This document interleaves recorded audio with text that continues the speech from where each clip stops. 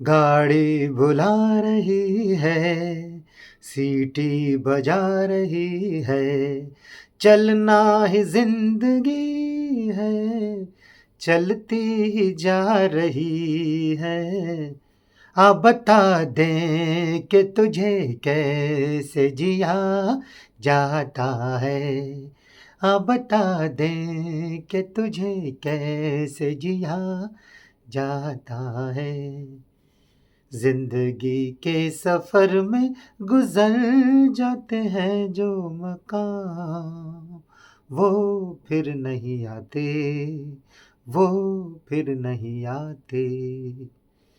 कुछ तो लोग कहेंगे, लोगों का काम है कहना। छोड़ो बेकार की बातों में कहीं बीत न जाए रहना। जी हाँ दोस्तों, मैं अचानक ये जिंदगी के फलसफाना अंदाज के गाने लेकर आपके सामने क्यों आया? सोचिए। या अगर मैं किसी और विषय पर बात करूं, बाहोशो हवास में दीवाना, ये आज वसीयत करता हूँ, ये दिल ये जान मिले तुमको, मैं तुमसे मोहब्बत करता हूँ।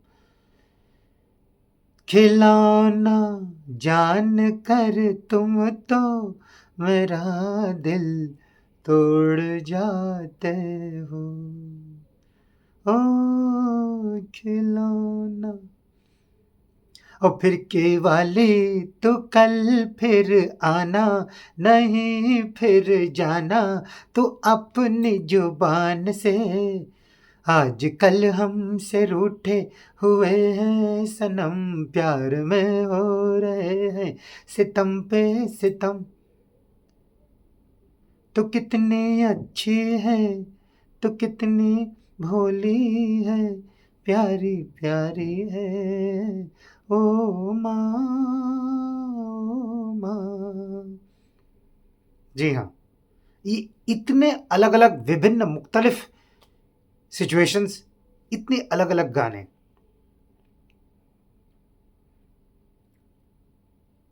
किसकी बात कर रहा हूं मैं? एक ऐसे गीतकार की बात कर रहा हूं जो प्रख्यात रहे, जो स्पेशलिस्ट रहे हर तरह के सिचुएशन पर बिल्कुल सही सटीक गाना लिखने के लिए, जिनका नाम बड़ी इज्जत के साथ हसरत जयपुरी जी, शैलेंद्र जी और मजरू सुल्तानपुरी जी के साथ लिया जाता रहा। इस गीतकार ने सचिन देव बर्मन, चित्रगुप्त, अनिल बिस्वास, कल्याण जी आनंद जी, लक्ष्मीकांत प्यारेलाल से लेकर राहुल देव बर्मन, आनंद मिलिंद, नदीम श्रवण, अनु मलिक सरीखे म्यूजिक डायरेक्टर्स के साथ काम किया। करीबन 300 फिल्मों में 6000 गाने। जी हाँ, 300 फिल्मों में 6000 गाने। पहला गाना इन्होंने, जहां तक मुझे याद आ रहा है, 1958 की फिल्म भला आदमी के लिए लिखा था। 4 गीत लिखे थे जिसके लिए उन्हें उस जमाने में 150 रुपए मिले थे। इनको प्रसिद्धि मिलनी शुरू हुई 1962 की फिल्म थी 1962 मेहंदी लगी मेरे हाथ। कल्याण जी आनंद जी की म्यूजिक डायरेक्शन में जो फिल्म आई थी, उसके गाने काफ़ी प्रचलित हुए थे। ख़ास तौर पर उसका टाइटल ट्रैक काफ़ी मशहूर हुआ था। मगर मेन कामयाबी उनको मिली 1965 की 2 फिल्में। इससे पहले एक फिल्म और आई थी जिसका नाम था काला समुंदर। इसमें एक कव्वाली थी, मेरी तस्वीर लेकर क्या करोगे तुम, मेरी तस्वीर लेकर। जी हाँ, इस कव्वाली ने उनको बेहद प्रसिद्धि दिलाई। तो 1965 की 2 फिल्में आई। एक हिमालय की गोद में, चाँद सी महबूबा हो मेरी कब, ऐसा मैंने सोचा था। जी हाँ, बिल्कुल ठीक सोच रहे हैं, मुकेश जी ने गाया था ये गाना। ये फिल्म और इसके सारे गीत। मैं तो एक ख्वाब हूँ, याद आ रहा है कुछ? मनोज कुमार जी और माला सिन्हा जी द्वारा अभिनीत ये फिल्म 1965 की फिल्म हिमालय की गोद में। कल्याण जी आनंद जी के म्यूजिक डायरेक्शन में बनी ये फिल्म सुपर हिट रही और इसके गाने आनंद बख्शी साहब ने लिखे। उसी साल एक और फिल्म आई जिसमें कुछ गानों ने तहलका मचा दिया। यहाँ मैं अजनबी हूँ, यहाँ मैं अजनबी हूँ, नाना करते प्यार तुम्हीं से कर बैठे, करना था इनकार मगर इकरार तुम्हीं से कर बैठे। जी हाँ, शशि कपूर और नंदा जी द्वारा अभिनीत ये फिल्म अगेन कल्याण जी आनंद जी की म्यूजिक डायरेक्शन में बनी बेहद कामयाब फिल्म जब जब फूल खिले। जब जब फूल खिले ने शशि कपूर साहब के करियर को भी एक नई ऊंचाई दी और यहाँ से आनंद बख्शी साहब ने फिर पीछे मुड़कर नहीं देखा। वही आनंद बख्शी जी जिन्होंने भला आदमी से शुरुआत की, 1958 की बात करूं। रोशन साहब के संगीत निर्देशन में भी बहुत बेहतरीन गाने लिखे। वल्लाह क्या बात है, एक फिल्म आई थी जिसके गाने अगर आप सुनेंगे तो आपको याद आएगा कि क्या खूबसूरत कॉम्पोजिशंस रही हैं। रोशन साहब के लिए भी लिखा इन्होंने, उनके बेटे राजेश रोशन जी के लिए भी लिखा। अगर सचिन देव बर्मन जी के लिए लिखा तो राहुल देव बर्मन जी के लिए भी लिखा। लक्ष्मीकांत प्यारेलाल जी के लिए उन्होंने सर्वाधिक 303 फिल्मों में लिखा। राहुल देव बर्मन जी के लिए उन्होंने 99 फिल्मों में लिखा। कल्याण जी आनंद जी के लिए उन्होंने 34 फिल्मों में लिखा। फिर उनके बेटे विजू शाह के लिए भी लिखा। अगर हम 1990 और के दशक में आते हैं तो परदेस, मोहरा, जान, ये फिल्में काफ़ी लोकप्रिय रहीं। इनके गाने आज भी लोग सुनते हैं। विश्वात्मा, सात समुंदर पार में तेरे पीछे पीछे आ गई, या और भी गाने हैं अगर आप देखें। परदेस फिल्म के गाने, किसी रोज उनसे मुलाकात होगी, मेरी जान एक दिन मेरे साथ होगी, मगर कब न जाने ये बरसात होगी। हाँ, इसके अलावा अगर आप याद करें वो फिल्म जिसने शाहरुख खान और काजोल को बहुत ज़्यादा प्रसिद्धि हासिल करवाई, दिलवाले दुल्हनिया ले जाएंगे, इस फिल्म के भी गीत आनंद बख्शी जी ने ही लिखे थे। तुझे देखा तो ये जाना सनम। जी, कुछ याद आ रहा है आप सभी को? तो मैं आपको पहले 1960 के दशक की बात करके मैं इधर 90 की तरफ आया। बीच में 1970 और 80 के दशक की बात मैंने नहीं की। इनका करियर इतना बड़ा है, इन्होंने पीढ़ी दर पीढ़ी के म्यूजिक डायरेक्टर्स के साथ बदलते वक्त के साथ काम किया। 1970 की बात करें तो वही लक्ष्मीकांत प्यारेलाल जी के साथ जिनके साथ उन्होंने दो रास्ते में काम किया था 1969, या जीने की राह में काम किया था। बेहद मकबूल फिल्में, खिलौना, जीने की राह, दो रास्ते। 1970 के दशक में तो झड़ी लग गई। लक्ष्मीकांत प्यारेलाल जी के साथ इन्होंने एक से एक फिल्में दी। तो जैसे राजा और रंक, और भी कई फिल्में हैं। किस किस फिल्म का छोड़ें और किसका जिक्र करें, बहुत मुश्किल हो जाता है अपनी बात को रखना और समेटना जब हम आनंद बख्शी जी की बात करते हैं।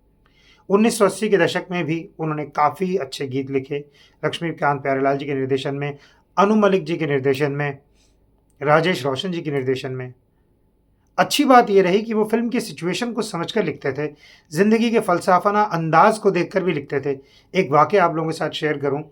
एक फ़ैन मेल आया उनके पास, उसमें एक चिट्ठी लिखी थी कि एक व्यक्ति, उसने लिखा, मैं सुसाइड करने जा रहा था रेल की पटरी पर लेटकर, और कहीं मैंने ये गाना सुना और मुझे अपने ऊपर बड़ी शर्मिंदगी महसूस हुई और मैं वापस आ गया। गाना कौन सा था?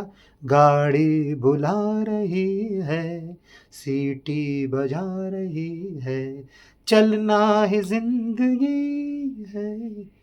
जी हाँ, या वो गीत जो आप लोगों ने अभी सुना होगा, सावन का महीना चल रहा है, सावन का महीना पवन करे शोर। जी हाँ, मिलन फिल्म के गीत, सारे गीत या तो मुकेश जी ने गाया या लता मंगेशकर जी ने गाया। लक्ष्मीकांत प्यारेलाल जी के सुरबद्ध फिल्म में ये सारे गाने आनंद बख्शी जी ने ही लिखे थे।